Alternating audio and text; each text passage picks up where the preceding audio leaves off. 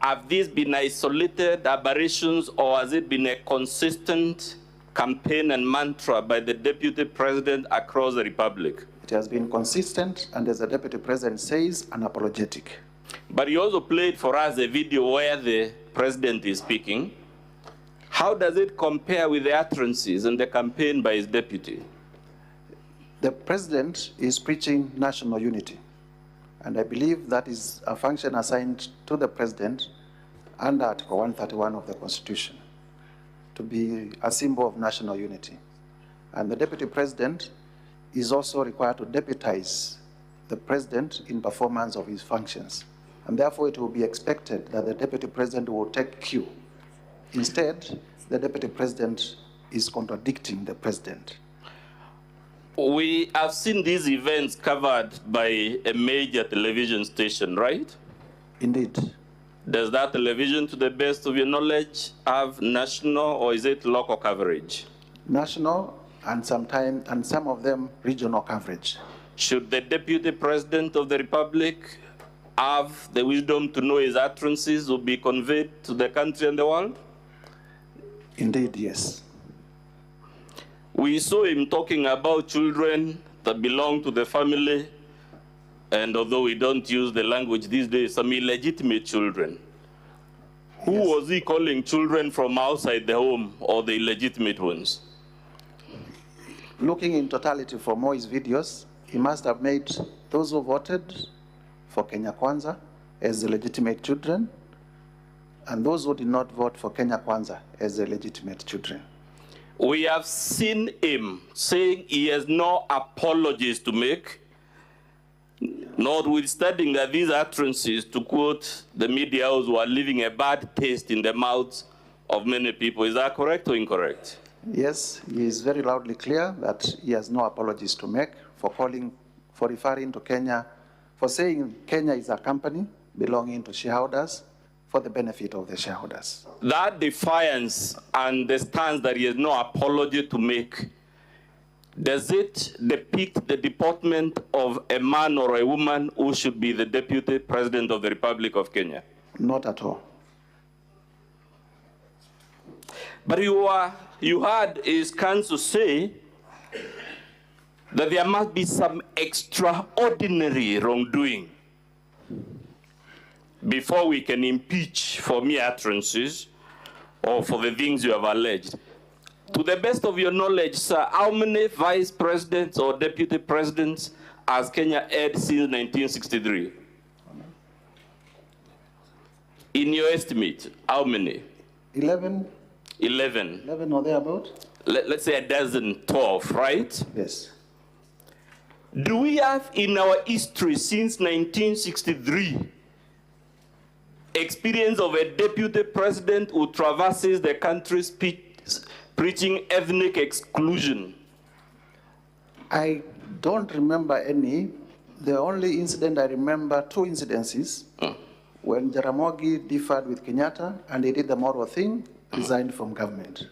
I also remember an incident, I think it was Vice President Murumbi, who also differed with the then president and did the honorable thing and resigned from government. Those were the first two vice presidents. Daniel Arap Moi was at that. Do you know of any incident where Daniel Arap Moi was moving around this country as vice president, Indeed, committing this type of wrongdoing? No, not at all. How about Mwai Kibaki? In fact, even when he was demoted, he continued working in cabinet. How about Josephat Karanja? Not at all. How about George Saitoti?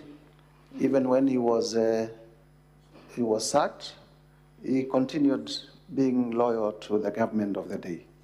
How about Musalia Mudavadi? In his short stint, nothing is heard about him undermining his boss. How about dividing the country? Mudi Awori? Not at all. Kalonzo Musyoka? Not at all. So when we are told there is nothing extraordinary about this wrongdoing, is that consistent with the lived reality of Kenya? There is everything extraordinary when a country of 46 tribes, someone advocates for the servicing of less than 2 of those communities. Where will the 44 go? Given the politics of 41 against 1 in 2007 and the post-election violence, would this allegation be extraordinary wrongdoing? It is an extraordinary wrongdoing. In fact, the post-election violence that resulted from that particular kind of campaign was in itself extremely dangerous to our social fabric and extremely dangerous to our economy. Given the experience of the Molo and Likoni clashes in the 90s, would this be extraordinary wrongdoing coming from the second senior-most state officer? Indeed, and also when it is remembered that he was a district officer in Molo when those clashes were happening. Given what is going on right now as we speak in Tana River, would conduct like this emanating from none other than the deputy of the president be extraordinary misconduct? I have seen in news that there are families that are displaced, people have lost property, and if that is not extraordinary, then I do not know what extraordinary means. Given, sir, and I will summarize this, what this type of campaign achieved in Rwanda, in Burundi, in Sudan, in South Sudan, in former Yugoslavia, in Nigeria, the Biafra War, and we could count and count until the cows go home. Can anyone be heard in good conscience to say that this is not extraordinary misconduct? Indeed, this is very extraordinary, requiring impeachment. Please confirm, because we are pressed for time, that the evidence you're relying on this ground applies equally to allegation number 5 of your motion. Just a minute to confirm. What is your complaint in allegation number 5? Allegation number 5, Mr. Speaker, will be at page 16 to 17 of volume 2. Allegation number 5. Just a minute. Mr. Speaker, honorable members, our allegation number 5 relates to gross violation of Article 3(1) of the Constitution and Article 148(5)(a) of the Constitution, which specifically is in relation to the breach of the oath of office and allegiance.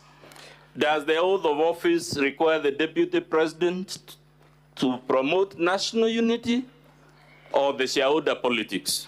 The oath of office demands of the deputy president to promote national unity. And what is your complaint in ground number 6, sir? In ground number 6,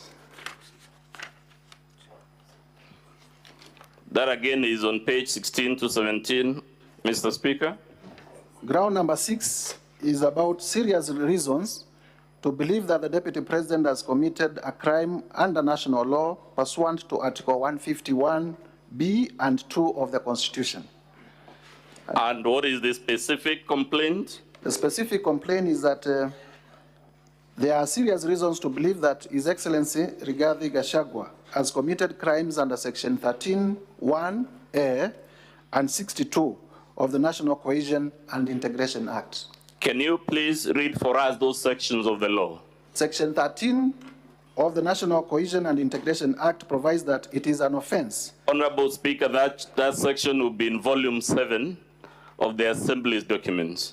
That it is an offense for any person to use threatening, abusive, or insulting words or behavior where the person intends to stir up feelings of ethnic contempt, hatred, hostility, violence, or discrimination. The section also makes it an offense to use words or engage in such behavior when, having regard to all the circumstances, ethnic hatred is likely to be stirred up. Is ethnic hatred likely to be stirred up by this campaign of shareholding? Obviously. Is it likely to stir up ethnic contempt? Obviously. What does Section 62 say?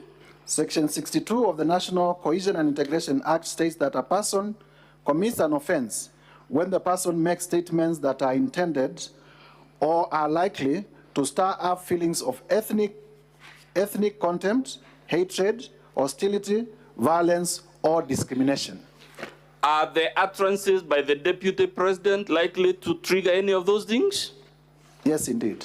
As a matter of fact, Honorable Mutuse, that law you just read, National Cohesion and Integration, wasn't it the law Parliament enacted to ensure we never go back to where our country was in 2007, 2008, because of utterances like this? It was pursuant to the post-election violence, and the country resolved that we needed a law as a result.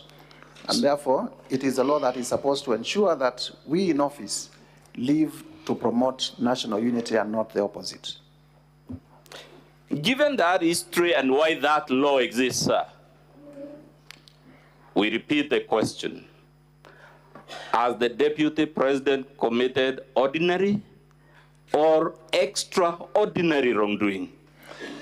He has, under Article 150 of the Constitution, in relation to this ground, there are serious reasons to believe that he has committed wrongs against the National Cohesion and Integration Act, and if extraordinary in nature. And if you allow me, these are not my words. I have been accused of urging the National Assembly to believe me. These are not my words, they are words of the Constitution under Article 150. Thank you. I want us, Mr. Speaker, we're urging the Senate, if you consider the evidence so far adduced, then that evidence applies to ground 1, 5, and 6. So we are prosecuting them together to save on time. Let's go to allegation number 7, sir. Mr. Speaker, that allegation runs from pages 17 to 31. It was the one you were told runs from falsehoods, culminating in the embarrassing and other things. Let's see whether it is actually falsehoods, embarrassing, and the other adjectives that we were told. And I would urge members to work with me by holding volume 2A of the Assembly's documents, together with our volume 6. 6, I only mention it briefly.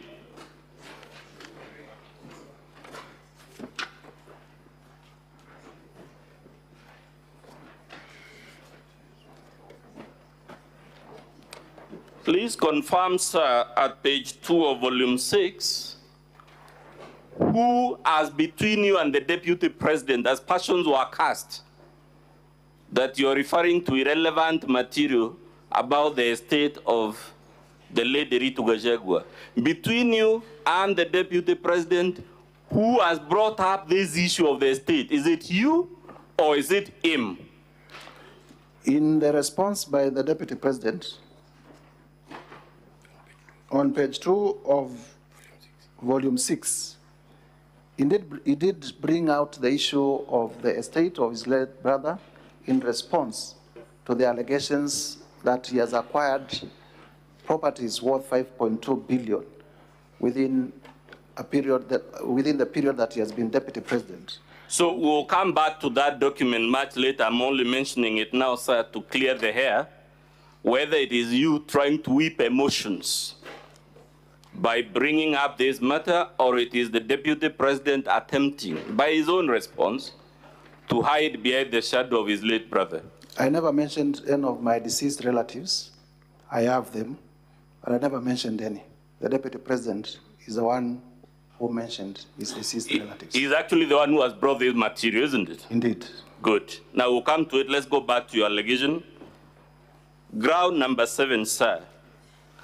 Can you tell the Senate in summary, we are so pressed for time, what is... Mr. Speaker, honorable members, under ground number 7, our allegation is that there are serious reasons to believe that His Excellency Rigathi Gachagua has committed crimes under section 45(1), 46, 47A3, and 48(1) of the Anti-Corruption and Economic Crimes Act, as well as sections 2, 3, 4, and 7 of the Proceeds of Crime and the Money Laundering Act. And in short, during the short period that I was doing research on this motion, I have come across properties that are registered in the name of the Deputy President or in the name of his children or other proxies that run cumulatively to a value of about 5.2 billion.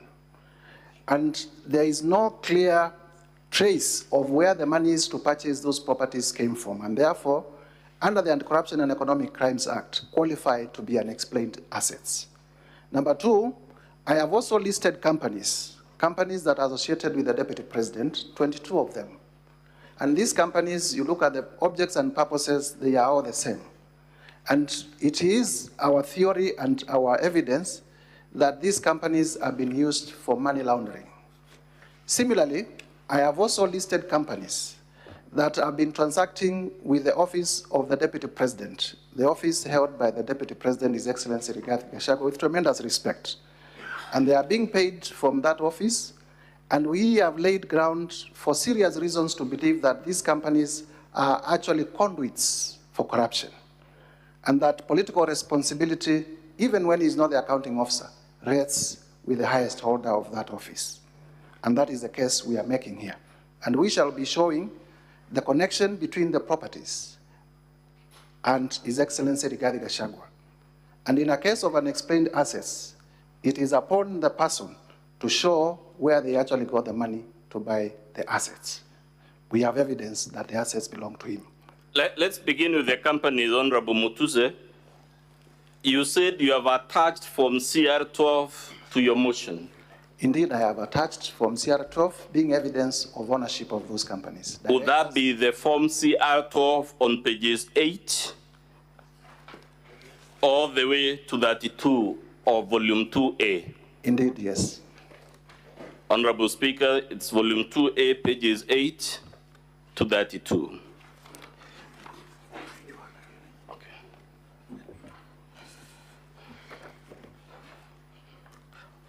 It actually begins, Honorable Speaker, it's me who is mistaken. It's from page 1 to 32, right?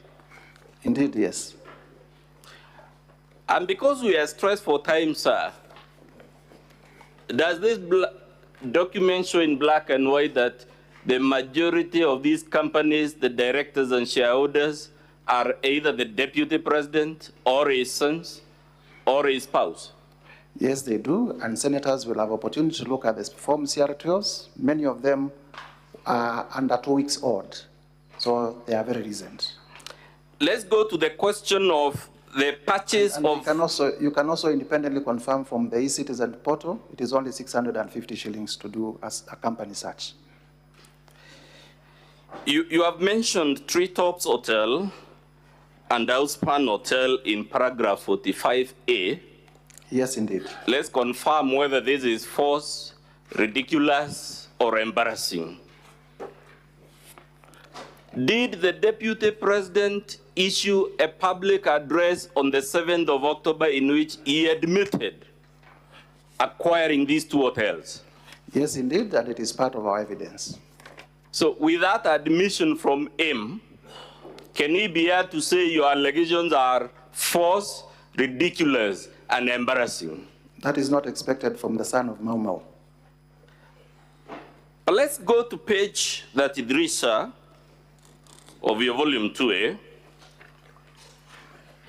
Mr. Speaker, sir, we have been patiently waiting and restraining myself from raising. Pause the time for the National Assembly, please. Proceed, Council. I've been constraining myself when listening to the proceedings.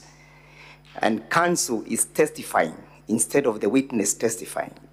Number two, he's asking leading questions in examination in chief. And Council understands the rules of examination. A case in point, you're very general. A case in point? The Hansons, Mr. Speaker, sir, will bear us witness, and the Senate is a custodian of the Hanson. Council, I'm very alert. Any leading questions before you take your feet, I'll be able to object to it. I'm very alert to that. Proceed, Council. Much obliged, Mr. Speaker. Let's go to page 33, sir. What is that document? On volume 2A?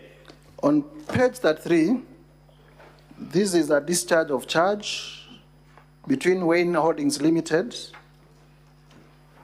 and Aberdare Safari Lodges Limited, Yes. drawn by the firm of Hamilton, Harris, and Matthews. On page 34, what is given as the amount of the loan being discharged? The loan being discharged is 143,885,042 shillings. Please confirm this loan is being discharged as of 30th October 2023. Yes, the loan is being discharged as at of 30th October 2023. And the loan was to Aberdare Safari Hotels Limited. Would that mean this hotel was indebted before the Deputy President acquired it? It was in evidence. To what amount? 143,885,042 shillings. Let's go to page 37.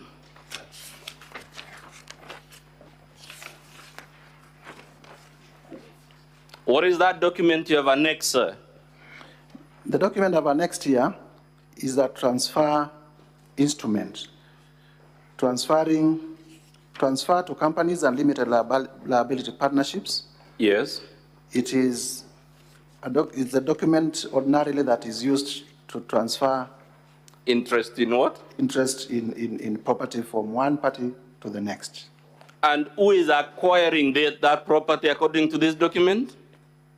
The property, as at this time, belonged to Aberdare Safari Hotels Limited and is being transferred to Crystal Kenya Limited.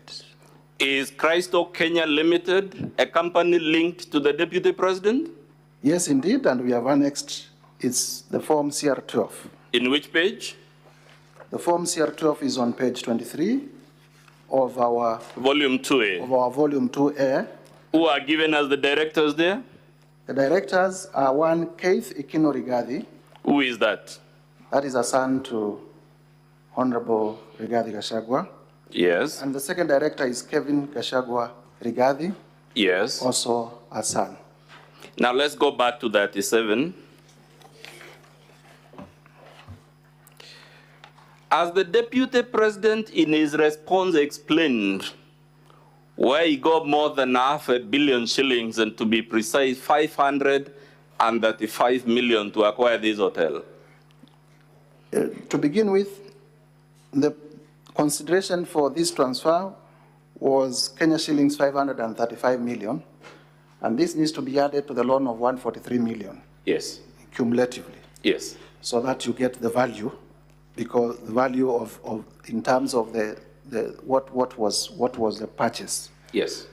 In his response, and I have seen it, the Deputy President alludes that he got a loan of 600 million, that when he became Deputy President, he used to run this company called Crystal, but when he became Deputy President, he gave it to his children to run it. And he goes further to say that he got a loan of 600 million from the Credit Bank of Kenya. Has he actually placed before this Senate evidence of the disbursement of any such loan? I have seen a letter of offer for that loan, but I have not seen any evidence of disbursement nor any charge in respect of that loan. Is a letter of offer loan evidence that a loan has actually been given? A letter of offer is just that, an offer. That letter is annexed of offer, says that as security for the supposed loan, there will be directors' guarantees. Has he annexed those directors' guarantees? I have, to the best of my recollection, I have not seen them. It says the loan will be secured by personal guarantees. Has he also annexed those personal guarantees? I have not seen them. Has he annexed any security known in the banking world for acquiring a loan of this amount? What I have seen is what I've seen in the letter of offer is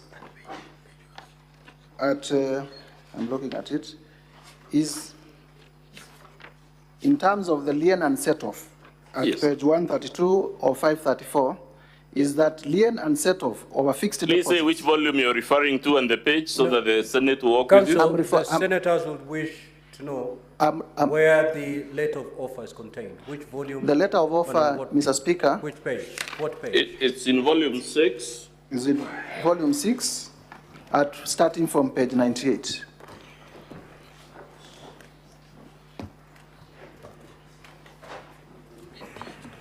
Yes, walk us through that letter of offer. So there is a letter of offer, meaning there was an application for a loan. And this is to the directors of Crystal Kenya Limited.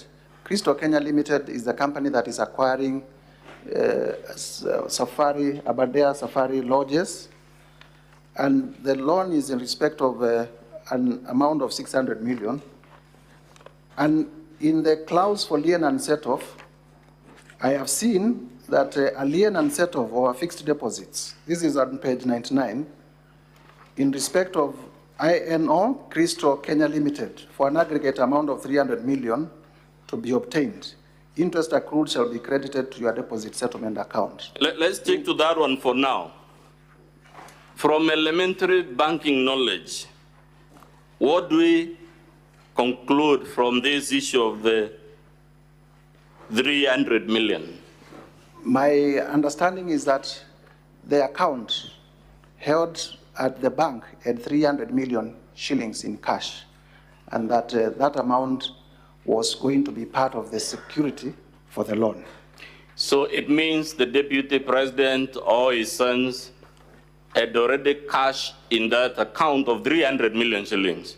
Yes, which is also an asset that we are counting in accumulating the 5.2 billion. Now let's count that 300 million, 535 million, and the 143 million that had been to be paid to pave way for this transaction. Indeed, yes. In estimate, that would be like how much money? 535 plus 300 Is 835. 835 plus 143, roughly $1 billion shillings, Roughly $1 billion shillings. in respect of one transaction. Just one property. Now, if the deputy president were to save all his net salary for 10 years, would he be able to have savings of $1 billion shillings to acquire this hotel? Not at all. But because From the legitimate source of income, which is his salary as deputy president, as gazetted by the SRC, roughly around 1.2 billion after taxation, an aggregate of $1 million shillings, it would not be possible to acquire $1 billion shillings within a period of 2 years. now these three figures, whether it is the 143 million or the 300 million or the 535 million, as the deputy president in his response offered any legitimate explanation of how he or his very young sons came upon this incredible fortune of money? Nowhere in the response, other than the letter of offer that is in itself not evidence of acquiring a loan. At page 39, who are shown as the parties to this transaction for Abadere's Hotel? Page 39 of Or volume 2A? page 39 of volume 2A,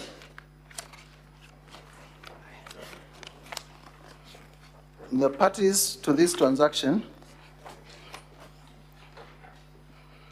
for Crystal Kenya Limited, Kevin Gachagua Rigathi and Keith Ikino Rigathi. For Aberdare Safari Hotels, there is Robert Gadenji Yes. and Kenneth Waiboshi. Are those two gentlemen you mentioned first related to the deputy president? Indeed, they are his children.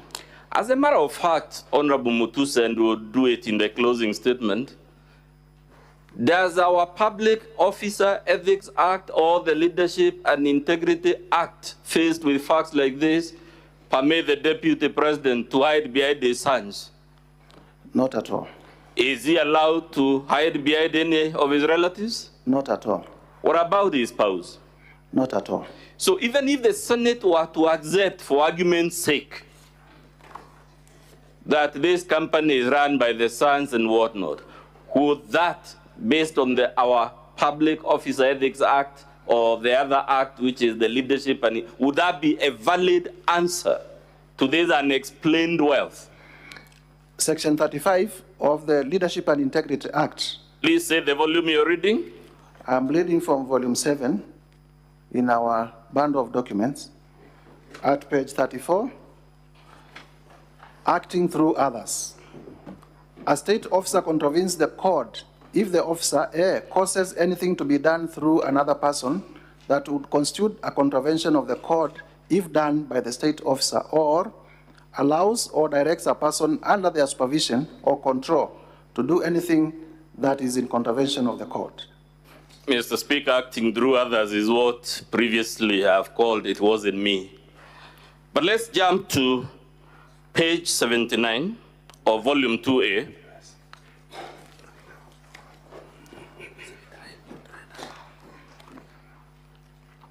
Yes, we are here. Again, this is documentation for that same property the Deputy President admits he acquired, right? Yes, through Aberdare, just for contextualization, Aberdare owned 2 hotels. Yes. There is Treetops Hotel, Yes. and there is Which one? Outspan. Yes. Outspan is the one that we have demonstrated how it was purchased. Treetops is a property developed by the Kenya Wildlife Service, but it was under the same management of Aberdare, so they were acquired together. So let's pause at it is owned by the Kenya Wildlife Service. Yes. Is the Kenya Wildlife Service a public or a private entity? A public entity funded by the taxpayers. Under our Chapter 6 laws, that is the Public Officer Ethics Act, the Leadership and the Integrity Act, if you want, you can even draw the Public Procurement and Disposal Act, whichever law. Is it consistent with all those laws for the Deputy President of the Republic to acquire without competitive bidding an interest in a resource owned by the Kenya Wildlife Service? It is not. And in fact, the Deputy President is on record in these proceedings as having said that he advised his family not to transact with government. But we are going to demonstrate that he actually transacted with KWS. And KWS is a public entity. And KWS is a public entity. If this hotel were to be leased or sold, or whatever the language, would there be a requirement for open, competitive, and transparent bidding? Section 45, which we said we have reasonable grounds to believe that the Deputy President has breached of the Anti-Corruption and Economic Crimes Act. And I'm reading volume 7 at page 23, states as follows: protection of public property and revenue. A person is guilty of an offense if the person fraudulently or otherwise unlawfully A, acquires public property or public service or benefit, B, mortgages, charges, or disposes of any public property, C, damages public property including causing a computer or another electronic machinery to perform any function that directly or indirectly results in a loss or adversely affects any public revenue or service, or fails to pay any taxes or any fees, levies, charges payable to any public body, or effects or obtains an exemption, remission, reduction, or abatement from payment of any such taxes, levies, and fees. Section 46, about abuse of office. A person who uses his office to improperly confer a benefit on himself or anyone else is guilty of an offense. Now, let's go to page 81 of volume 2A, sir. It's still about Treetops Hotel. Page 81 of Yes. volume 2A. I'm there. Can you read for us the last sentence of the second paragraph? This is a letter. This is a letter from the Kenya Wildlife Service Yes. to Mr. Amos Kisilo of Kisilo and Wandati Company Advocates. It's a letter dated when? The letter is dated At the top left, what is the date? 5th of June, 2023. Was His Excellency, the Honorable Rigathi Gachagua, the Deputy President of Kenya on that date? Yes. It is addressed to who? It is addressed to Kisilo, Wandati and Company Advocates. In the Deputy President's own response, is that law firm indicated as one of the law firms he uses? Yes, indeed. Good. Now read for us the second paragraph of that letter, beginning with the word however. However, the tenant is in rent arrears of Kenya shillings 35,481,548, and lodge has not been operational since 2019, which has resulted to deterioration of the same in breach of the lease agreement. So we are being told this hotel a number of things. One, it has not been in operation for 4 years, correct? Indeed. And as a result, it has accumulated rent arrears, correct or incorrect? And deteriorated, which in effect means it requires renovation money. Now let's go to page 80 where the Deputy President develops interest in the hotel. I'm here. Can you read the opening line of that, the first paragraph of that letter? Mr. Speaker, honorable senators, this is a letter from Kisilo, Wandati and Company Advocates to the Director General of the Kenya Wildlife Service. The opening sentence reads as follows. We act for a party, into brackets our client, who is interested in taking on an assignment of lease of the Treetops Hotel Lodge as defined in the lease agreement dated 31st December 1998 between yourselves and Aberdare Safari Lodges Limited, the lessee. Please confirm this is a letter by the Deputy President's lawyers. This indeed is a letter by the Deputy President lawyers, but funny enough, against any all professional knowledge in terms of how you write letters, they do not disclose their client. They just say, we act for a party. Who is our, does that letter disclose the identity of the client anywhere? No, it doesn't. And it is a requirement that you must disclose the client even as you move ahead. Is that how lawyers usually write letters in honest, genuine transactions? Not at all. Good.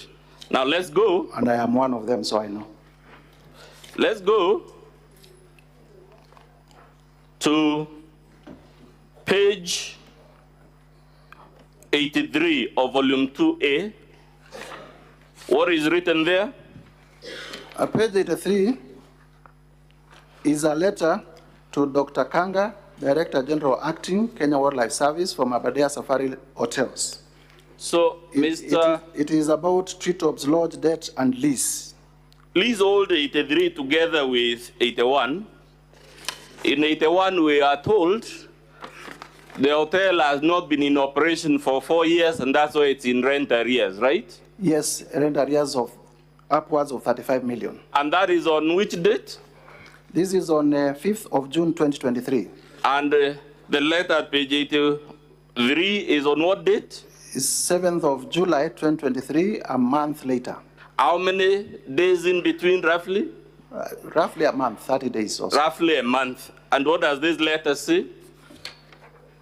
The letter says, I refer to Treetops rent arrears debt of Kenya shillings 35,481,548 and 14 cents, and I am pleased to inform you that the Aberdare Safari Hotels Limited has today paid via RTGS bank transfer amount of 34,869,797 to KWS main collection standard chartered bank account, and the amount of 611 to KRIF for 2% withholding tax. So, Honorable Mutuse, what do you have to tell the Senate of the fact a company that was in arrears for 4 years, 35 million, it is in distress, it's not in operation.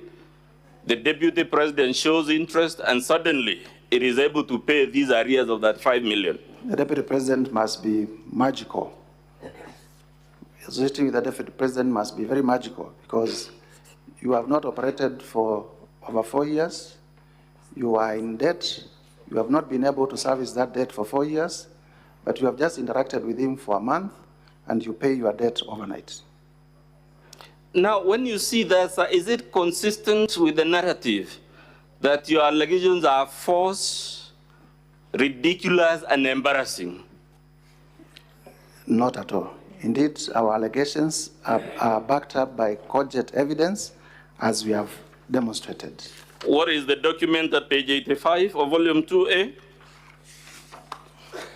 At page 85, this is a letter by Kenya Wildlife Service to one Ken Waiboshi, who is the managing director of Aberdare Safari Lodges, and it is acknowledgement of funds.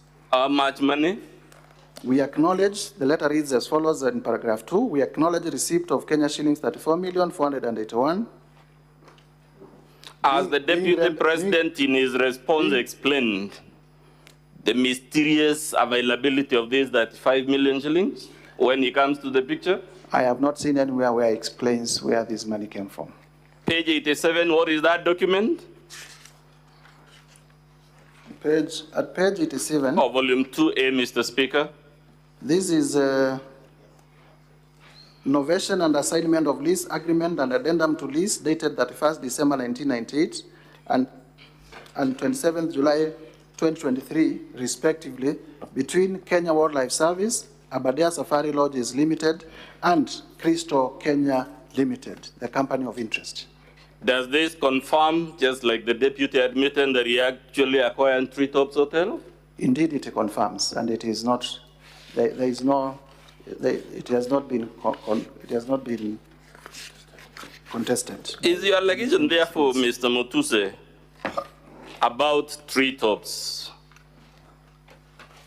false, ridiculous, and embarrassing? Come again? The evidence you just taken the Senate through about Treetops Hotel, is it consistent with the narrative of a move of motion who makes ridiculous, false, and embarrassing claims? Not at all. It demonstrates that our allegations are not malicious. They are backed. Let's go to his response in volume 6.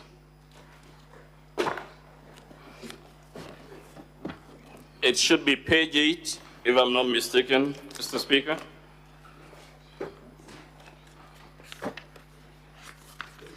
Eight of volume 6. Yes, there we are. Volume 6. On page.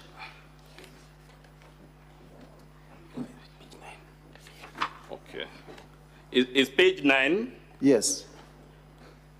At the top of page 9, what does the deputy president in his response to the National Assembly tell it? He says, in respect to Crystal Kenya Limited, this company was incorporated in 2009, way before I became deputy president. Let's pause there. Is that a valid response to your motion, the date when the company was incorporated? I am interested in what the company did when Mr. Gachagua is deputy president, and not when the company was incorporated. Okay, read for us the next line. I transferred the company to my sons when I became deputy president. Is that a valid answer given the things we've just seen about Treetops and Outspan? It confirms that the sons indeed are acting on his behalf. Read the next line, please. It acquired Outspan Hotel and Treetops Hotel following financing by a local bank. I also gave the company a personal loan from funds which were returned to me by the Asset Recovery Agency. I wish to clarify that Treetops Hotel was not bought. It is leased from KWS. The lease was assigned to Crystal Kenya Limited by a private company, Aberdare Safari Hotels Limited. I have annexed the facility letter dated 24th October, as well as the company resolution to borrow Kenya shillings 600 million and marked as Annexure RG 14 and Annexure RG 15 respectively. Let's go to page 44 4, this relates to the property called Rogoro Kiamariga 1223. This is in volume 2? 2A. Volume 2A, Mr. Speaker, page 44. Please confirm from the Deputy President's response whether he has admitted acquiring this property. Yes, he admits acquiring the property, but goes ahead to make some justifications. Page 44, Mr. Speaker, of volume 2A. The justification he makes is to what effect? Is that the acreage is different. Yes. And also that he bought it for 3.5 million and not 5 million as alleged.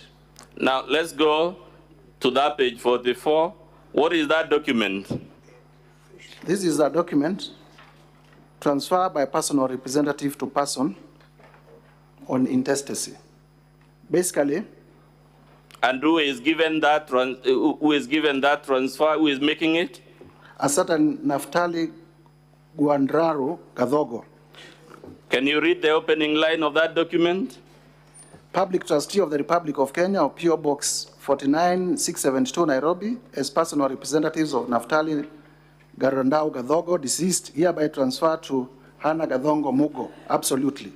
Who is the public trustee a public officer?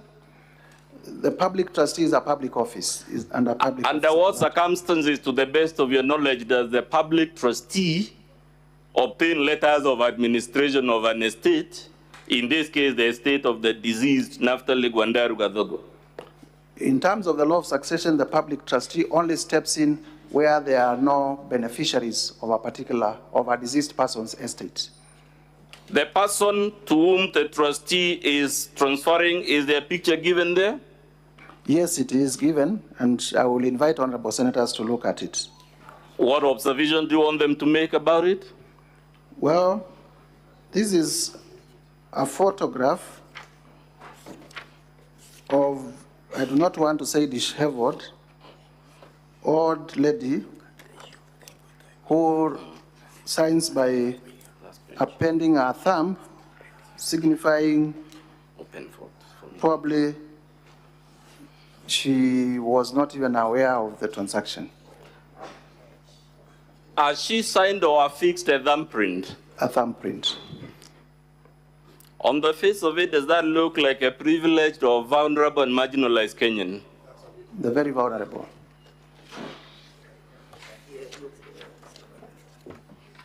Mr. Speaker, sir, kindly allow me again to bring to the attention of the Assembly that the advocate is leading the witness.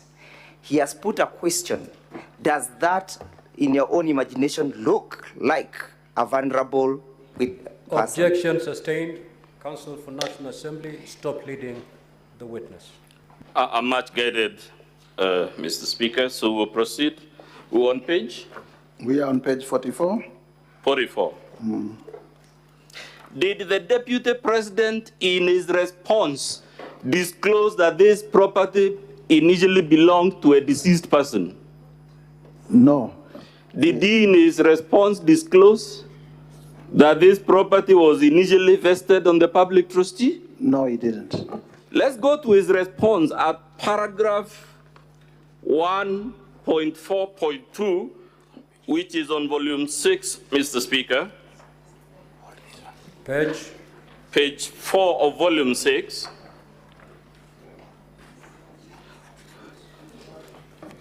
Can you read paragraph 1.4.2 of the Deputy President's response? I purchased the land in the year 2023 for Kenya shillings 3.5 million for my farm proceeds.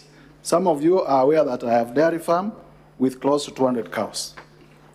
Now, let's see who is saying things that are embarrassing, false, and ridiculous. What is the price he has said he acquired it for in that page? 3.5 million Kenya shillings. Let's go to the agreement he has attached to show how he purchased this property. It is at page 63 of the same volume. I am here. Clause number 3, what is given as the purchase price? The purchase price is Kenya shillings 5 million only, to be paid as follows. Is that consistent? Volume 6. We are holding, Mr. Speaker, volume 6, pages 4 and 63. No, it is page 4 of 534 and page 96 of 534.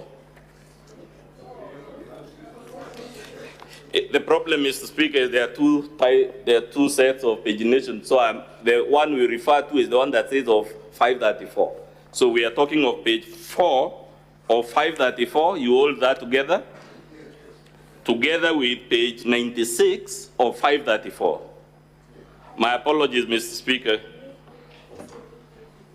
In other words, go to page 4 and page 96 of 534. Of volume 6. Yes. We'll shortly take you to the paragraphs. Mr. Speaker, you know I'm under a lot of pressure because of the time. That's why sometimes.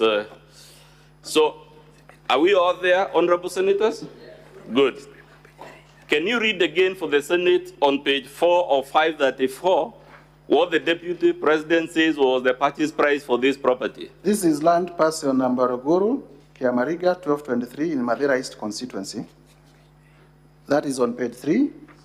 And on page 4, the Deputy President says, I purchased the land in 2023 for Kenya shillings 3.5 million for my farm proceeds. Let's pause it there. He bought it for 3.5 million.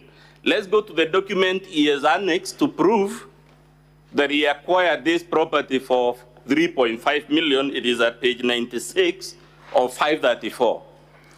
Indeed, this is agreement for sale of the whole of LR number title Ruguru Kiamariga 1223, measuring approximately 2.5 acres.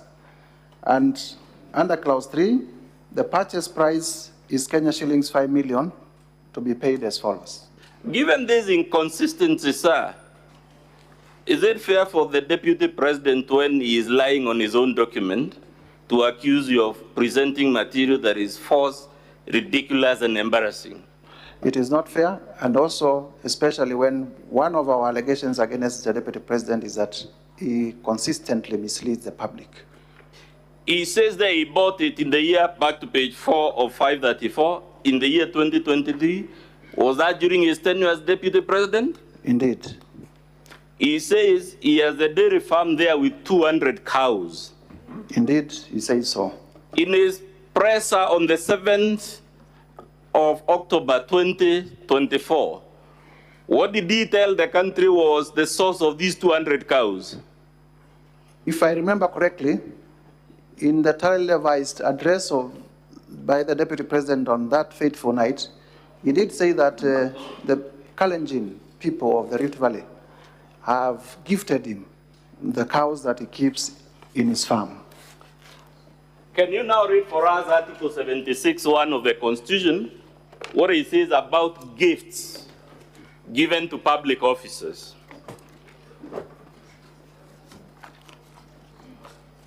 Article 76, financial property of state officers. 76(1). A gift or donation to a state officer or a public or official on a public or official occasion is a gift or donation to the Republic and shall be delivered to the state unless exempted under an act of Parliament.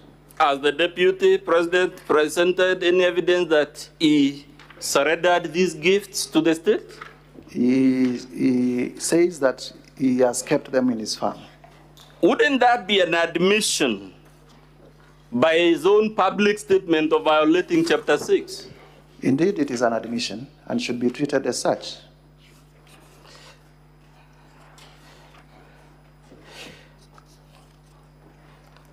Let's go to the land in Meru. Have you placed any evidence to prove this allegation? I have placed evidence to prove that the Deputy President indeed acquired land in Meru, and to the best of my recollection, he has also admitted in his response to having bought land in Meru. I now want you to hold volume 8 against, again, the Deputy President's response.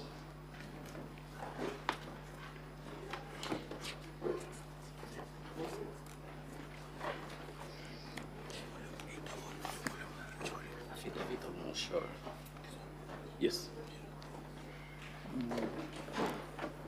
Let's go to, first of all, volume 6, which is the Deputy President's response. What does he say about the Olive Garden Hotel? In summary, it's clause 1.1.1 all the way.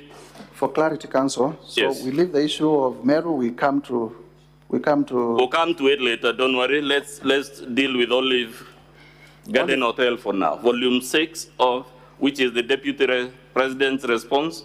We made an allegation that the Deputy President has bought Olive Garden Hotel through proxies. Volume 6, page Volume 6, page 2 of 534. 2. Yes, page 2 of 534. Mr. Speaker, honorable senators, in my motion, I made allegations that the Deputy President has bought the Olive Garden Hotel, initially owned by his late brother. And in response, the Deputy President said as follows: the allegation that I own Olive Garden Hotel is false. The truth is that Olive Garden Hotel used to belong to my deceased brother, the late Honorable James Gachagua, and therefore has never been my property. This is information that most of you may be aware of, as it is in the public domain.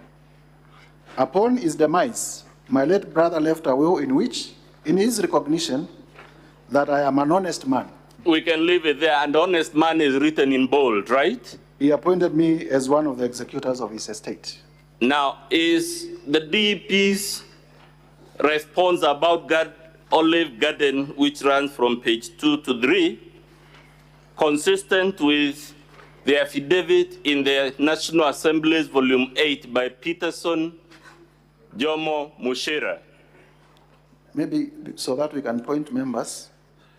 On volume 8, we have the affidavit of Mr. Peterson Jomo Mushira.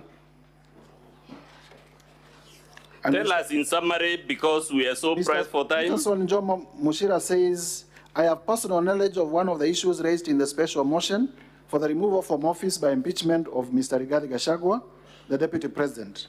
I have personal knowledge of the facts relating to the sale of Olive Garden Hotel, which initially formed part of the estate of the late Gachagua. Given the matter set out in the preceding paragraph, I am competent to swear this affidavit. I decided to swear this affidavit after my attention was drawn to contradictions between the contents of part 1.1 on pages 1-2 of the response that His Excellency Rigathi Gachagua filed at the National Assembly on 8th October in opposition to the special motion for his removal. B, remarks made by Honorable Mwengi Mutuse when prosecuting the motion at the National Assembly, and remarks made by Honorable Kimani Ichung'wah at the National Assembly.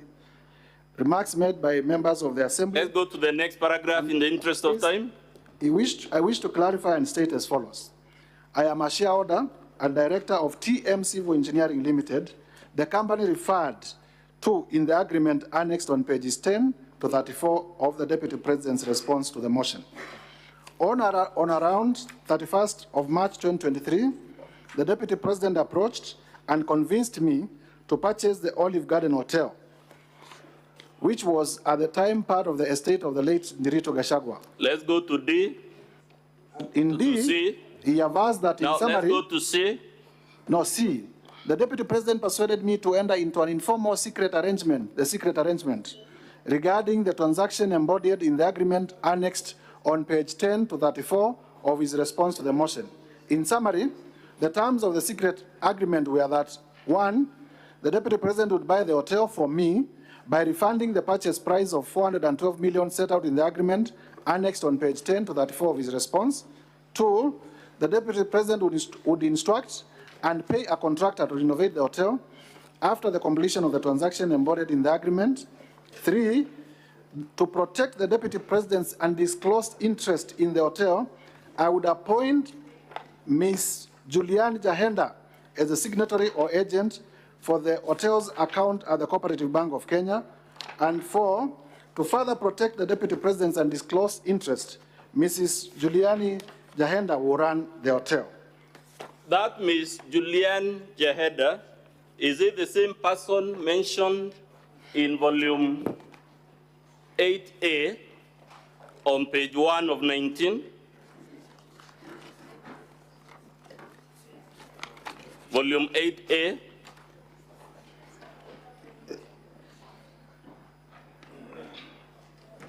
Yes, this is a letter from the Public Service Commission. So does that mean we have two sources, one being Jomo Mushira? It is. We are on volume 8A, page 1 of 19.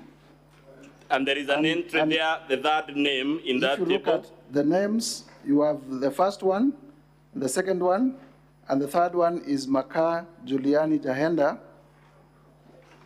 Is that the same? Who is a deputy director in charge of coordination in the presidency at the office of the deputy president, working on a local contract. Who is the author of this document? The author of this document is the Public Service Commission of Kenya. Does this document, is it consistent with what Johnson Mushira said in his affidavit about Julian Jahenda? It shows that Julian Jahenda is a staff and a close associate of the deputy president, and she's the same person who was seconded to manage his interest at the Olive Garden Hotel. The acquisition of this hotel through a secret arrangement from the estate of his brother, is it consistent with a honest man as written in bold font in his response? It is indeed consistent with our allegation that His Excellency the Deputy President raided the estate of his late brother and acquired properties directly and through proxy.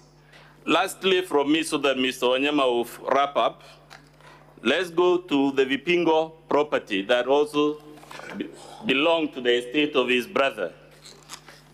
And for senators to note, this is another 535 million, 412 million in terms of the purchase and renovations, another extra millions of money, and there is no disclosure as to where the money was coming from. Now let's go to Vipingo Beach Resort, which again the Deputy President wants to hide under the shadow of his late brother, who is given on page 18 of volume 2A as the directors of Vipingo Beach Resort Limited. Volume 2A, page 18 of 123. Volume 2A, on page 18, we have annexed Form CR12, dated 27th September 2024, for Vipingo Beach Resort Limited, and the directors are Keith Ikino Rigathi and Kevin Gachagua Rigathi, and the estate of deceased James Nderito Gachagua. So let's begin with Kevin, who is the son of the Deputy President. Was he an executor of the will that the Deputy President has annexed to his response?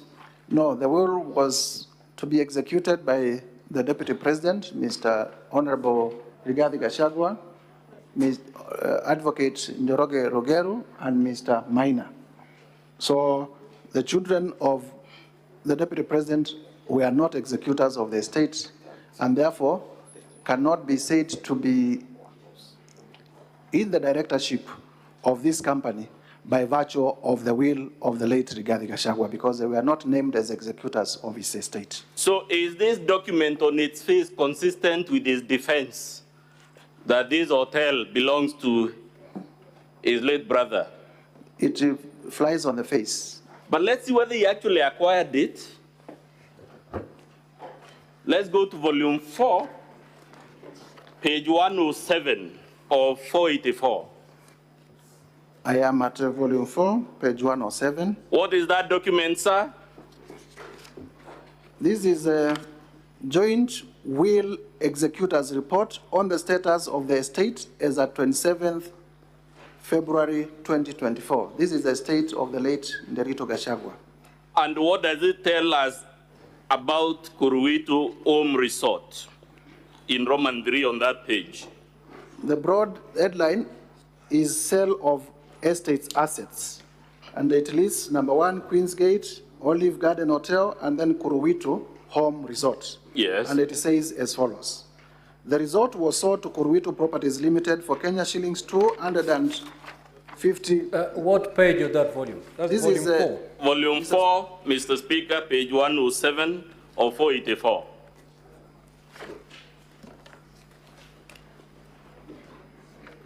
Volume 4, Mr. Speaker, page... We can continue? Yes, proceed. Kuruwitu Home Resort. The resort was sold to Kuruwitu Properties Limited for Kenya shillings 250 million only. Let's stop there. Yes. Is Kuruwitu Properties Limited, to which this hotel or resort was sold, a company linked to the Deputy President? Indeed, and we have annexed in our volume 2A. Yes. If Honorable Speaker and Senators would go to our volume 2A of our exhibits at page 8. We have volume 2A, page 8. We have annexed the form CR12 in respect of Kuruwitu. And who are shown as the directors there? The directors are Vipingo Beach Resort Limited. But let's also interrogate. Vipingo Beach Resort Limited, which we have demonstrated that is owned by Honorable Rigathi Gachagua's children. Back to volume 4, page 111 of 484. Can you read at the top the sentence that begins with, for instance? This is, we are at page 111, and this of 484, Mr. Speaker, volume 4. This is still, this is for, so that we, this is still the joint will executors report, and at the top there, at page 111, for instance, the sale of Kuruwitu Beach Resort cottages and Olive Gardens Hotel was done after beneficiaries were appraised in the meeting of 24th June 2023, cited herein before. Significantly, the beneficiaries themselves in their meetings with one of the executors, underline one of the executors, approved the sale of Kuruwitu Home Resort to one of them, underline one of them. Where is who is also an executor, underline who is also an executor. Who is the executor and beneficiary being referred to here? The only executor and beneficiary of the late Nderito Gachagua's estate, as named in the will and as named in this joint report, is one Honorable Rigathi Gachagua. Where is this property located, Honorable Mutuse? Vipingo Beach? Yes. Should be somewhere in the coast.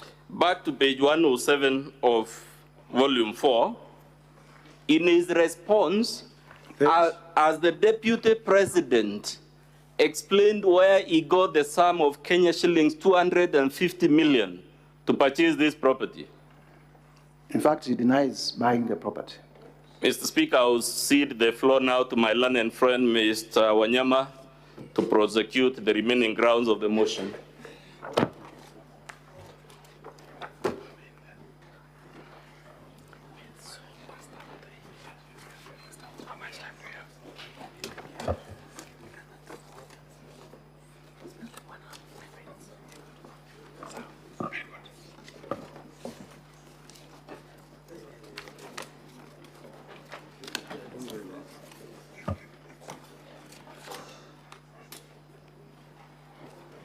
Mr. Speaker, with your permission, I'll proceed from where my colleague Mdomi has left. Honorable Mutuse, can you go to ground number 2 of your motion? We'll be there shortly. I think that's page 10 of volume 1.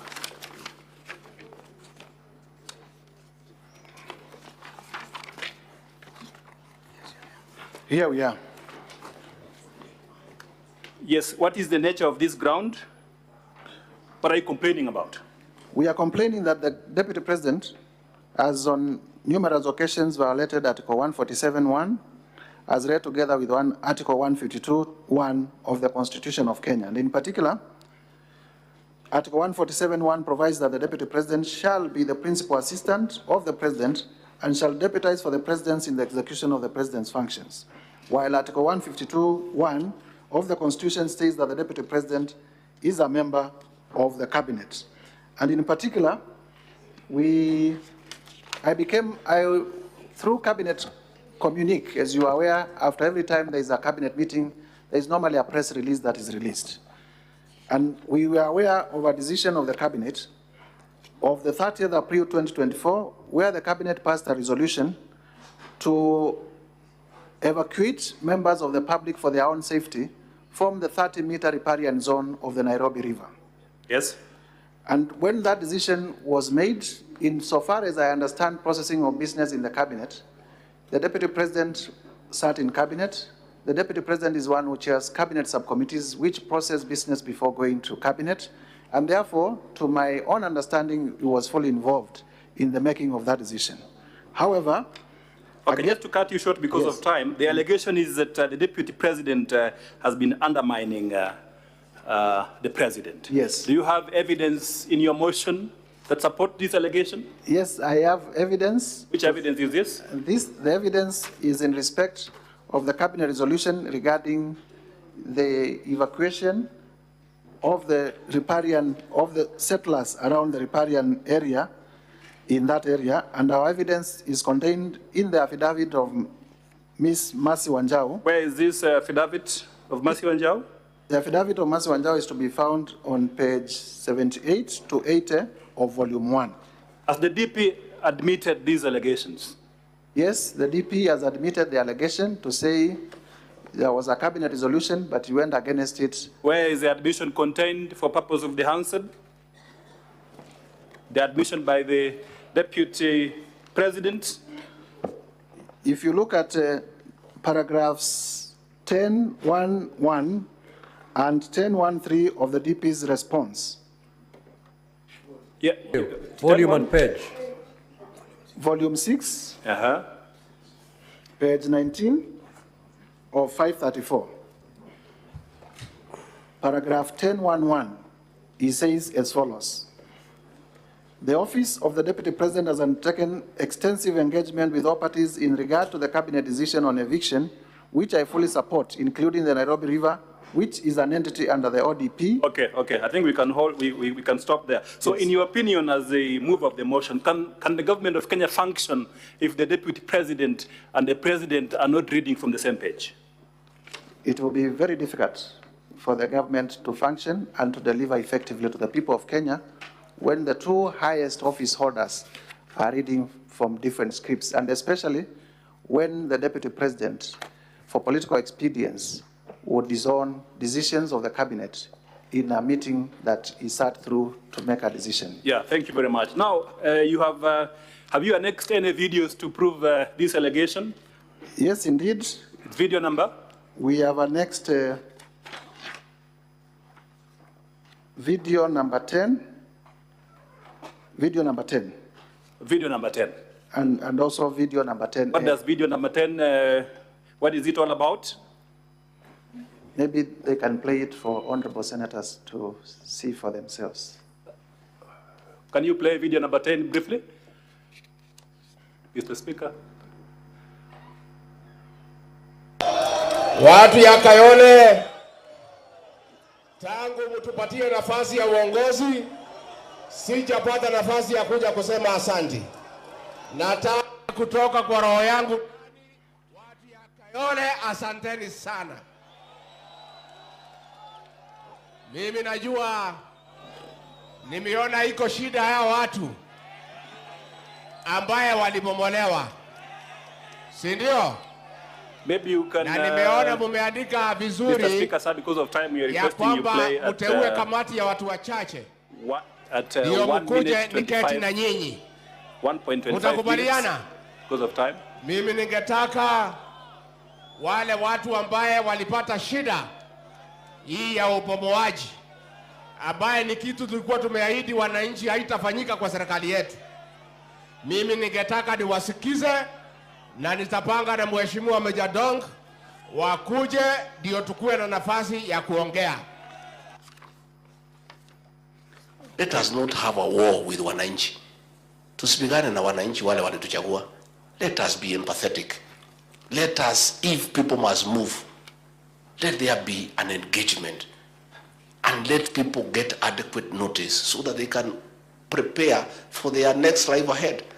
You can't wake up one morning and terminate people's life. Let us not have a...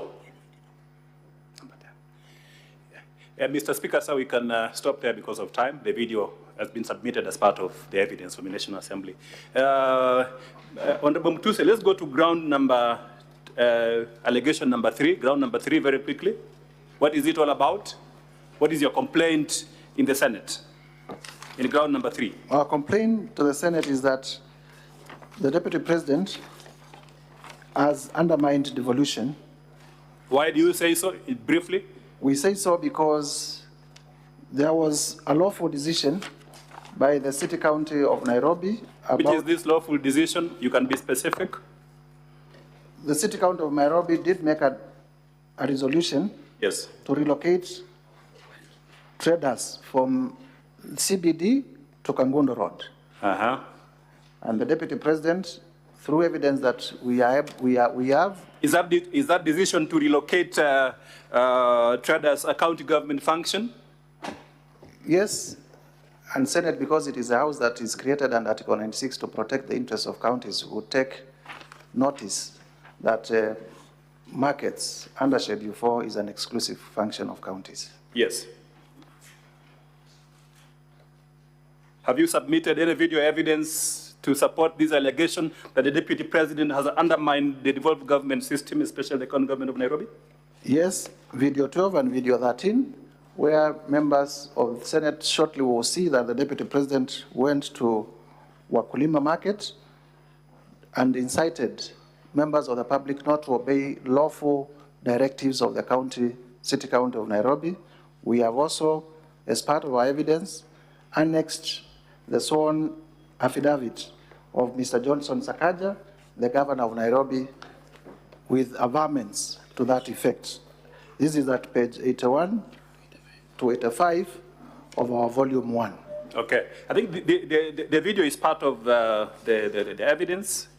It's part of the record. So why do you complain about this in the Senate? Why are you complaining? The senators want to see the video, want to hear, see and hear the video. Can we play video 12? Nairobi Governor Johnson Sakaja appear headed for yet another round of an influence contest of the capital city, with the Deputy President putting the governor on notice over the alleged mistreatment of traders in the city. And as Citizen TV's Melita Olatengas reports, the latest rupture in the relations between the two have been compounded by the broader tribulations of Gachagua, who sees himself as being sidelined by the Kenya Kwanza State House.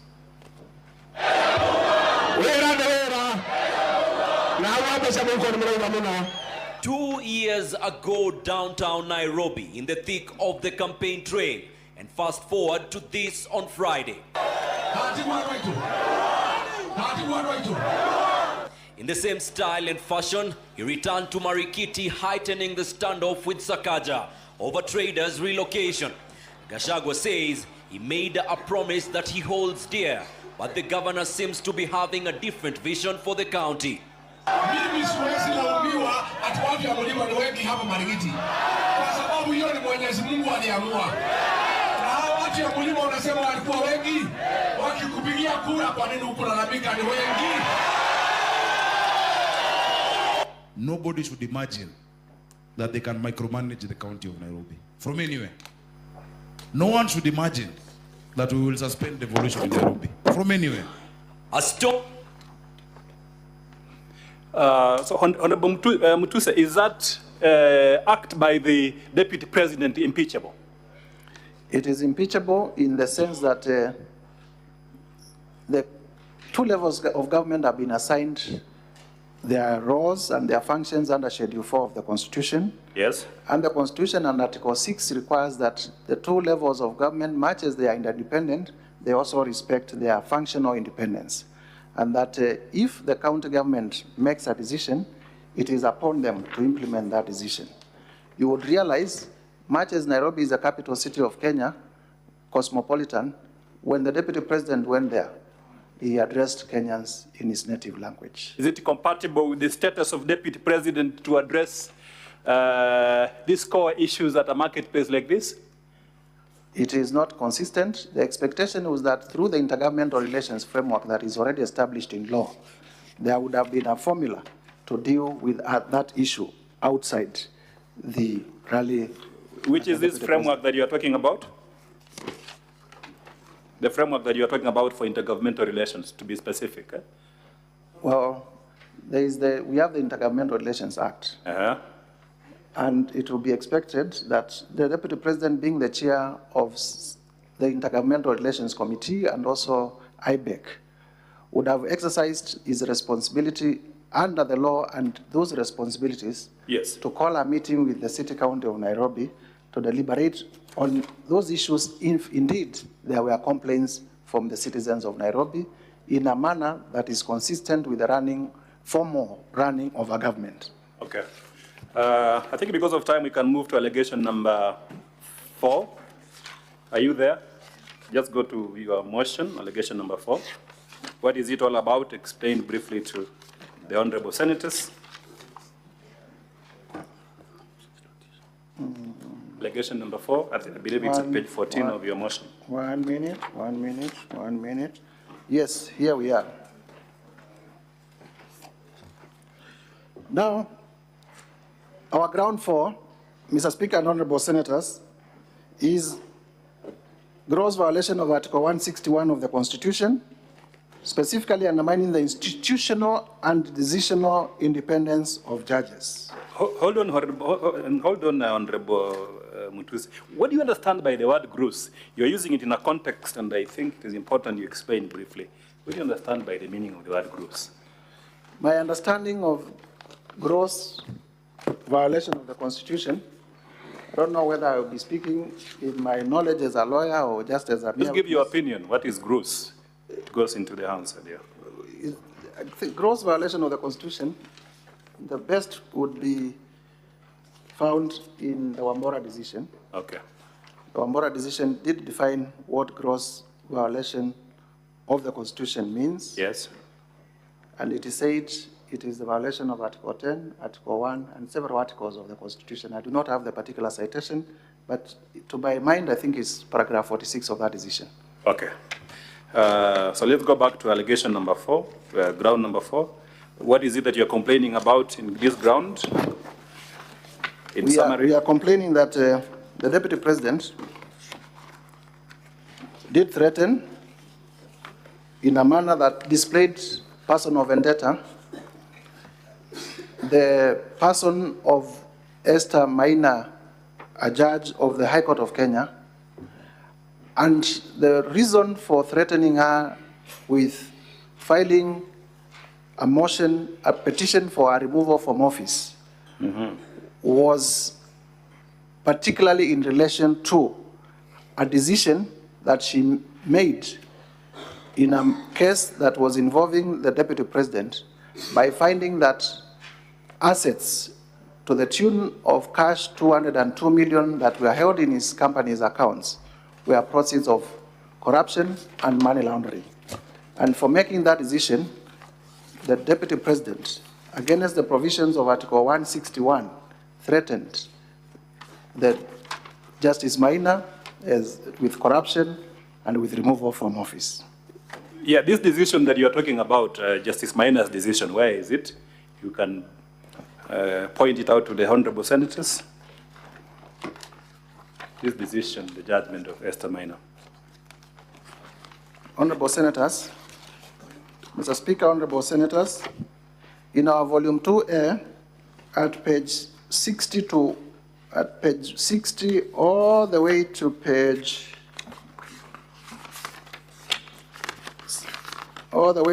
77, we have annexed the judgment of the Honorable Judge Esther Maina, where many of the companies that we have stated in the other allegations are listed here as companies that are conduits of corruption and money laundering. Which companies are these in the judgment? Just maybe you can name a few of them so that we are more specific for the answer.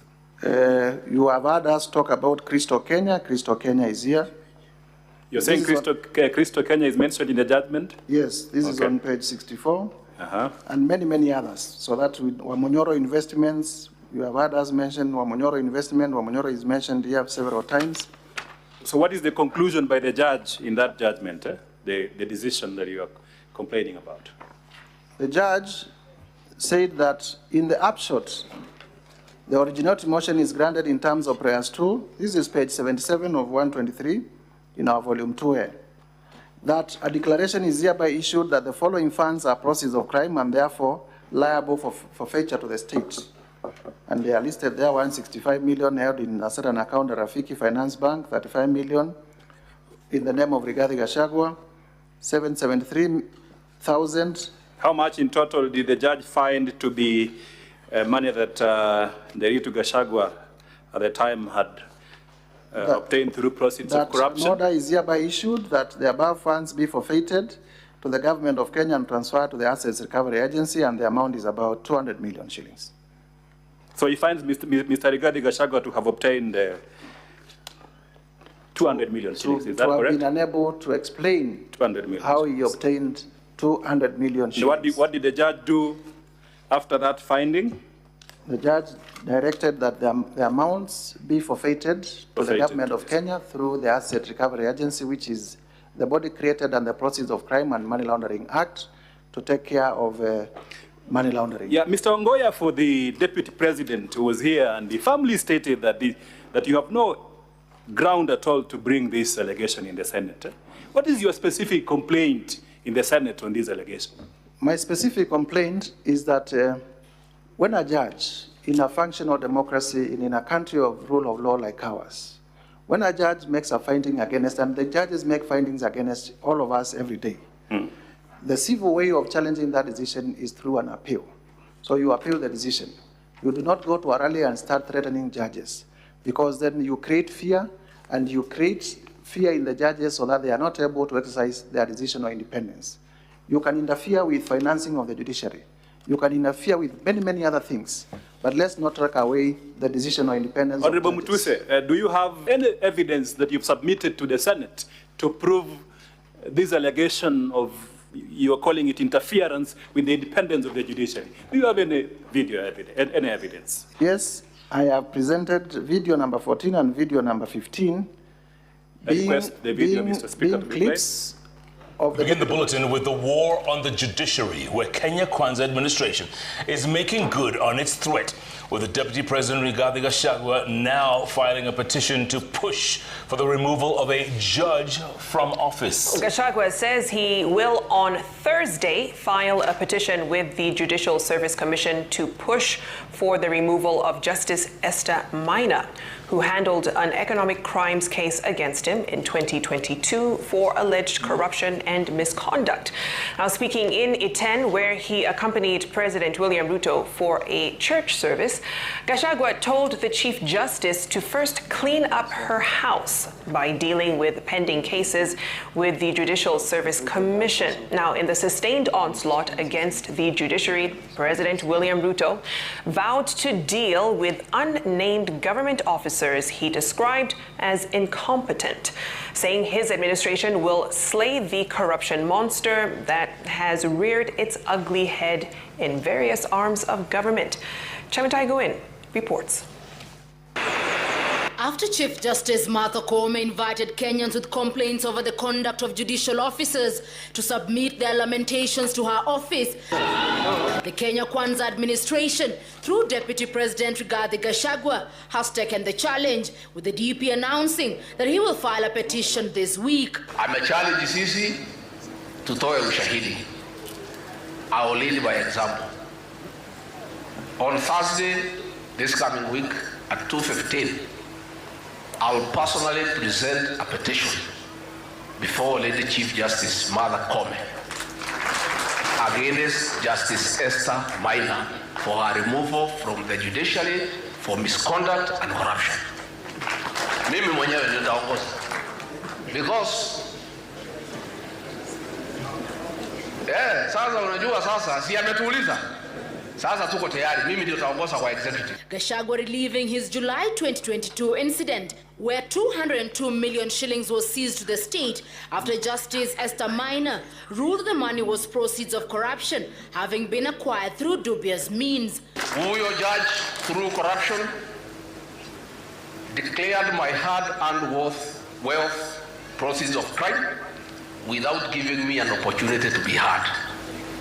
Against the rules of evidence, where he who alleges must prove.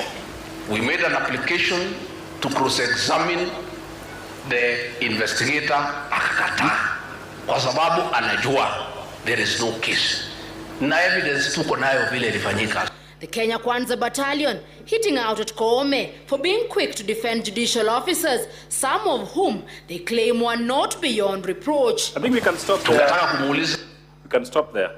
Now, Honorable Mutuse, it looks like in this public forum, statements were generally made against the judiciary. Is that correct? By all politicians who attended? Yes, it is correct that even others who were there made statements against the judiciary, and there is no problem with that. Yeah. So what is so extraordinary? Mr. Ongoya said, there's nothing extraordinary about your complaint. My complaint is extraordinary in the sense that the Honorable Rigathi Gachagua was not complaining about the judiciary. He was complaining about a specific judge for a decision that she made, a finding that she made against him. It was not about corruption in the judiciary. It was not about inefficiency in the judiciary. It was not about how the judiciary runs. It was about huyu judge alisema mali yangu ni mali ya wizi. Now, in that public statement, the Deputy President says he has evidence on corruption against Lady Justice Maina. In his response filed before this House, have you seen any evidence adduced for corruption against Lady Justice Esther Maina? I have not seen any evidence to show that indeed he has evidence of corruption influencing the judge to make the finding that the 200 million were proceeds of crime. Okay. Now, this judgment which leads me to my conclusion that this is personal vendetta. What do you mean by personal vendetta? Personal vendetta is you are here in Senate representing your people, you make decisions in Senate, you make debate in Senate as part of your constitutional mandate. You mention people who are not doing things right, and when you get out there, they threaten you. They tell you, when you say that again in Senate, I will kill you. Okay. I'll get you removed from Senate to create fear. Personal vendetta. Now, this judgment, which you've said is available at page 60 to 77, and you quoted it of volume 2A of your documents. Could you by any chance know what happened to this judgment? Yes, I am aware that indeed the Deputy President did appeal against that decision. Yes. But on becoming Deputy President, the same was settled through a consent, a compromise, as it would be, and the money was returned to him. The money was returned to him. Have you seen this consent that was recorded at the Court of Appeal? Yes, I am aware of the consent. Okay, you are aware? I am aware that the consent was not arrived based on the merits or demerits of the case. Okay. It was just government bodies, because leadership has changed hands, and the second in command now is powerful. A few government bodies, Asset Recovery Agency, they went to court and they said they want to withdraw the case. Finally, Honorable Mutuse, is there a decision of the Court of Appeal? A decision of the Court of Appeal upsetting or setting aside this judgment and the finding by Lady Justice Esther Maina about to my understanding, and the lawyers in the House will also have the same finding. There is no decision of the Court of Appeal. Have you seen any of this response? Overturning Justice Maina's decision, and therefore Justice Maina's decision remains good law. You have come through the response by His Excellency Rigathi Gachagua. Have you seen any appeal decision setting aside? No, there is any order setting aside the judgment? The consent is there, but there is no decision on merit from the Court of Appeal. Okay. Honorable Mutuse, let's go to ground number 8, allegation number 8. and briefly explain to the... Maybe before we leave there. Yes. It is important in terms of, because we are complaining about Article 160. Yeah. For me to just read 165. A member of the Judiciary is not liable in an action or suit in respect of anything done or omitted to be done in good faith in the lawful performance of a judicial function. Okay. Because that is a particular section we are complaining that the Deputy President has violated. Okay.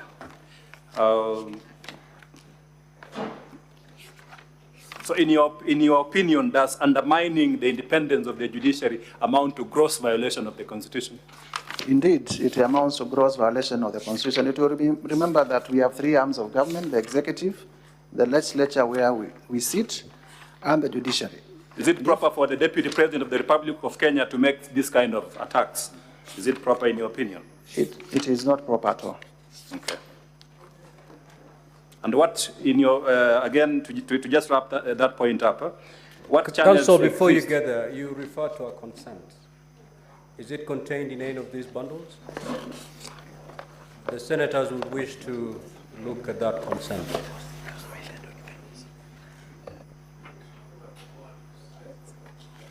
Honorable Mutuse, you said you have seen a consent. You are aware about it. Have you seen the consent?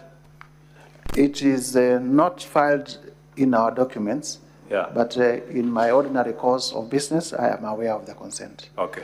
If it becomes necessary, the Senate has the powers to recall it. In fact, it is a public document because it is reported under Kenya law reports. Fair enough.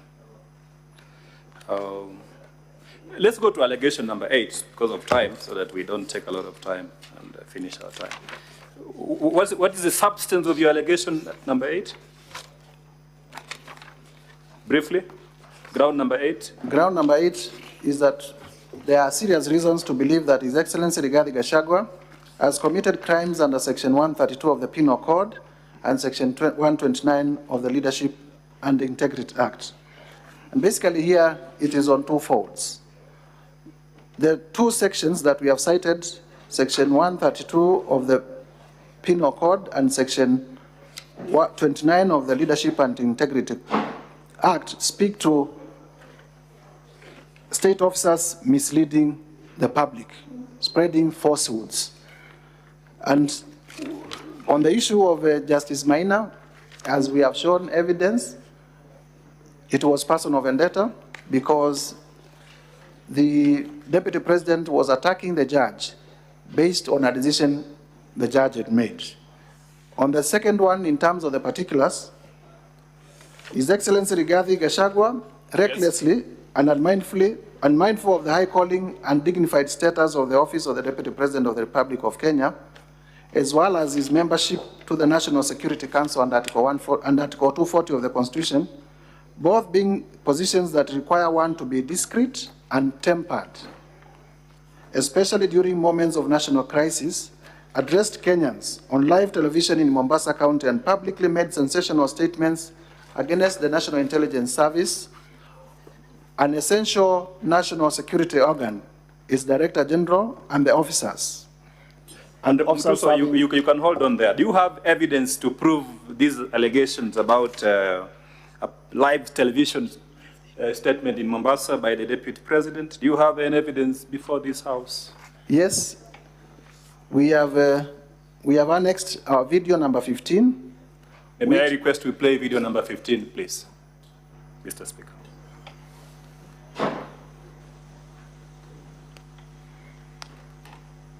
Where did the rain begin to beat us?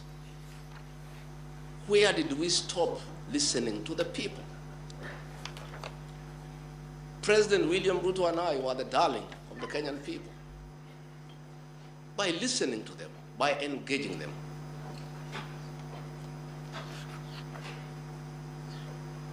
And as a government, we have established institutions to ensure we not only listen to Kenyans, but also genuinely understand their concerns.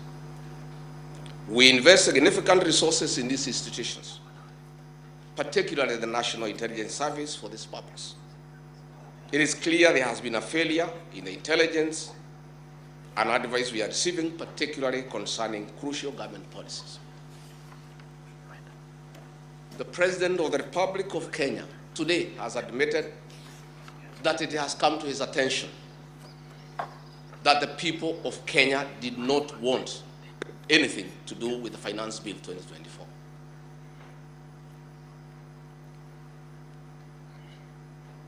Honorable Mutuse, President, maybe we can... No, there is an important okay. You has now agreed that we need to listen to the people. Yeah. And I sympathize with my boss, President William Ruto, because this information was not available to him. I know President William Ruto.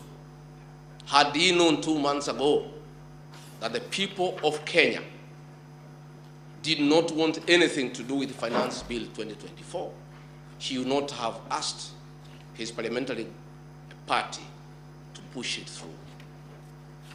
Yet, we have an organization paid by the public to give him and government such information. And that is where the problem is. We have a dysfunctional National Intelligence Service that has exposed the president, the government, and the people of Kenya.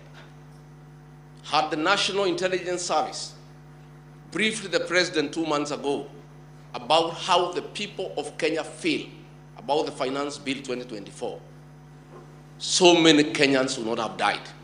Property would not have been destroyed. Offices would not have been touched. There would have been no mayhem. But they slept on the job. It had to take people to die, property to be destroyed, protests across the country for the president to know the truth of what the people of Kenya feel. Yet, there is an organization paid for by the public to brief the president and the government about the feeling of the Kenyan people. Officers of the National Intelligence Service, officers of the National Police Service have told me in confidence they did not get advance intelligence briefs about the magnitude of the protest in Eldoret, in Kericho, in Nairobi, in Githurai, in Embu, in Nyeri. Since independence, there has been protests around Parliament. Never have protesters invaded and gotten inside Parliament. Senior officers have told me in confidence they did not have an advance intelligence brief about the intensity of the protest so that they prepare in advance. The National Intelligence Service slept on the job. And the problem is simple. The Director General of the National Intelligence Service, Nuruddin Haji, was a junior officer in the National Intelligence Service before he was appointed as DVP. When he was appointed to the office of the Director General, because of inferiority complex, he chased away all the people who were senior to him when he was in the service, therefore crippling the capacity of that service and making it dysfunctional. 3 directors were chased away and reassigned to desk jobs in ministries. Mr. Speaker, sir, we can pause it at that because of time. We've captured the parts. Now, Honorable Mutuse, the Deputy President recently addressed a press conference where he rubbished this allegation. He said it's pure hogwash, nonsense upon stilts. What is your specific complaint against the Deputy President in this allegation? 2 specific complaints. 1, the Deputy President is a member of the National Security Council. And if he has any complaints against the National Intelligence Service, yes, who also sit in the National Intelligence Council, he can raise those concerns there. So that we promote institutional leadership. You mean the National Security Council? The National Security Council created under Article 240 of the Constitution. Yes. And the Deputy President as forum. And like all other ordinary citizens, senators included, as we can complain out there because we don't have an official institutional forum. The Deputy President as forum where he can raise his concerns. Number 2, this was a time of monumental crisis in the Republic of Kenya. And the statements were sensational and they would have made Kenyans to believe that our security organs are not functional and would have easily led to citizens running amok and the republic getting torn apart and our national fabric getting destroyed completely. But even more importantly, I had learned counsel Ongoya refer you to your oath of office. And I would wish that he also refers his client to the oath of due execution of office that he did swear. In the oath of due execution of office that the Deputy President took on ascension of office, it states as follows, that I will not directly or indirectly reveal such matters as shall come to my knowledge in the discharge of my duties and committed to my secrecy, emphasis, secrecy. He has said in the clip that we have played that officers of the National Police Service have told him in confidence that they had not received advance intelligence reports. That is what was contemplated by this oath of due execution of office, what Senior Counsel Orengo called addressing fears. That if a matter is committed to you as a state officer in secrecy, it must remain in secrecy. If you take it to a public press conference, then you have gone against your oath of office, and that is an impeachable offense. This oath of office that you say the Deputy President takes, is it anchored in any clause of the Constitution? Yes, the oath of office is in the 3rd schedule of our Constitution and therefore part of our Constitution. Can you read Article 148(5)(a) of the Constitution? Even to begin with, under Article 74 of the Constitution, before assuming a state office, acting in a state office, or performing any functions of a state office, a person shall take and subscribe the oath or affirmation of office in the manner and form prescribed by the 3rd schedule or under an act of parliament. Okay. And what about Article 148, paragraph 5A? What does it say? Article 148, paragraph 5A. Yes. It says the Deputy President-elect assumes office by taking and subscribing A, the oath of affirmation of allegiance, and B, the oath or affirmation for the execution of the functions of office as prescribed in the 3rd schedule. So it is a constitutional issue. Finally, the Deputy President in his press statement the other day, he said, even in other countries, the US, stable democracies, it's not uncommon to see heads of intelligence institutions being attacked or criticized by public officers. What is your comment about that specific remark? Even in our country, it is not uncommon, but it depends on who is doing it. The Deputy President of the Republic of Kenya cannot behave in a manner that disparages the institutions of the state that he was elected to superintend, especially so when he has official institutional forum to raise those concerns. Is there a forum where the Deputy President can conveniently raise these issues without undermining public confidence in the security system and public trust in these institutions that are paid by the taxpayer? I have said earlier, under Article 240, the membership of the National Security Committee is number 1, the President, and number 2, the Deputy President. Okay. And the National Intelligence Service is a member, and therefore that can be canvassed behind closed doors in a formal way and a decision made so that we do not break down our institutions, instead we empower them. Which article of the institution are you referring to, where the National Security Council is established? Article 240, if my mind serves me right. Okay. And we can read it if we have time. The other explanation by the Deputy President is that these agencies are accountable to the civilian authority and therefore not immune to criticism. Article 240, establishment of the National Security Council. There is established the National Security Council. The council consists of the President, the Deputy President, so is a member by dint of Article 240. Okay. He says they are subject to civilian authority. Because of Article 1. Okay. Yeah, because of time, let's go to the last allegation. last allegation. That's ground number 11. Are you there? Yes, I'm there. Okay. Can you explain to the senators your specific grievance about this ground? It is we are saying that the Deputy President has committed gross misconduct by bullying state officers. What's your specific ground on that gross misconduct that you We are want saying senators that to take into consideration? His Excellency Rigathi Gachagua bullied Kenya Medical Supplies Agency officials into awarding a tender for the supply of mosquito nets to Crystal Limited, his proxy company, that had submitted an irregular bid bond with the sole intention of fraudulently acquiring public property. That His Excellency, and basically in relation to KEMSA, so that we can paraphrase. KEMSA advertised a tender funded by the Global Fund, which is one of our major development partners in terms of delivery of healthcare in Kenya. Yes. The tender was valued at about 3.7 billion.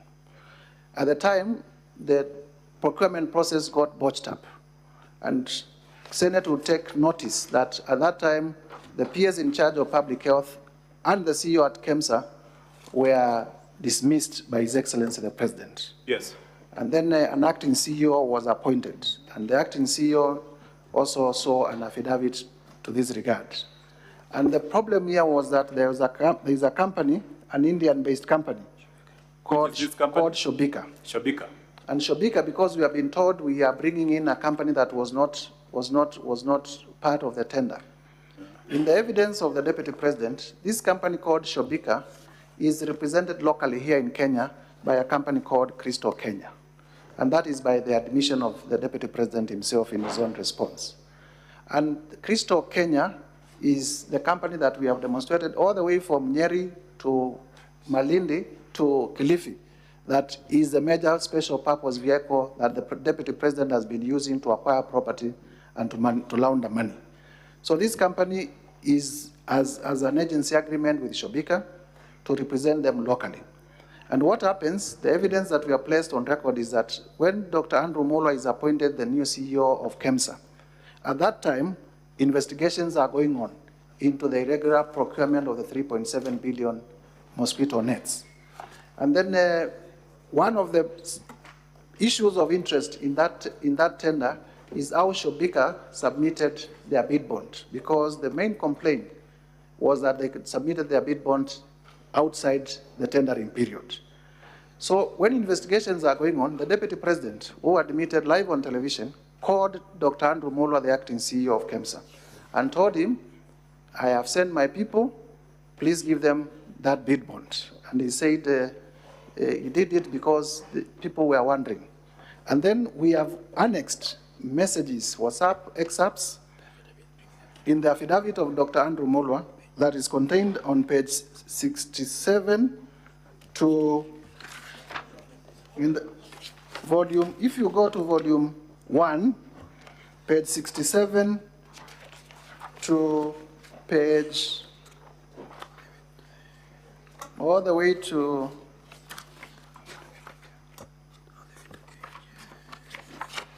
just briefly, so that we are factual. All the way to page 77, we have annexed the affidavit of, the witness affidavit of Dr. Andrew Mulwa.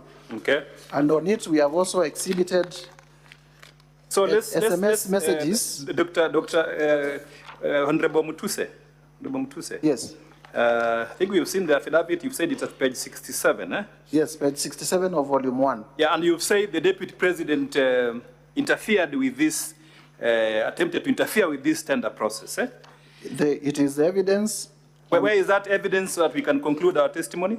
It is evidence on oath of Dr. Andrew Mulwa. Is that the one at page 70? If I read, and Dr. Mulwa is available for purposes of this, he says, on or around 11th July 2023, His Excellency Rigathi Gachagua called me from his mobile phone number, and he has given the number there, on my mobile number, and the number is there, This is on page 68. On my page 68, volume 1. Page 68, volume 1, paragraph 4. On my mobile number, and pressured me to surrender to his proxy the original bid bond submitted by Shobika Impeached Limited for the above tender. He told me that he would send a proxy to collect the original bid bond. He goes ahead to state, Dr. Ikino Rigathi, His Excellency Rigathi Gachagua's son, called and sent a WhatsApp message from mobile number indicated, claiming to be acting for and on behalf of His Excellency Rigathi Gachagua's. He asked for. Honorable Mutuse, where is that WhatsApp message exhibited so that we can end up Go this to session? page 70. Page 70. Go to page 70. Page 70 of your volume. You will see WhatsApp messages that are exhibited. Okay. From the phone of Dr. Ikino Rigathi. Who is Ikino Rigathi? Is a son to Rigathi Gachagua, and the message says as follows. Hello, Dr. Ikino Rigathi here. Kindly contact me when possible. There's a document for HE. HE is the short form for His Excellency. We are trying to collect. He was not collecting his own document. He was not collecting so we can stop there. A public document. He was collecting a document for HE. We can stop there, Honorable Mutuse. Now, finally, Honorable Mutuse, have you sworn an affidavit to support these allegations against the Deputy President? Yes, indeed. I saw. Where is this affidavit in your? In volume 1 yes. of our bundle of documents, at page 41, page 41 of 85, page 41 all the way to page 43 is my affidavit in support of all the grounds of impeachment against the Deputy President. Thank you very much, Mr. Speaker, sir. Because of time, we want to request to end our examination in chief for this witness. Thank you very much for your indulgence and accommodating us. Now, how much time is remaining out of the 3 hours?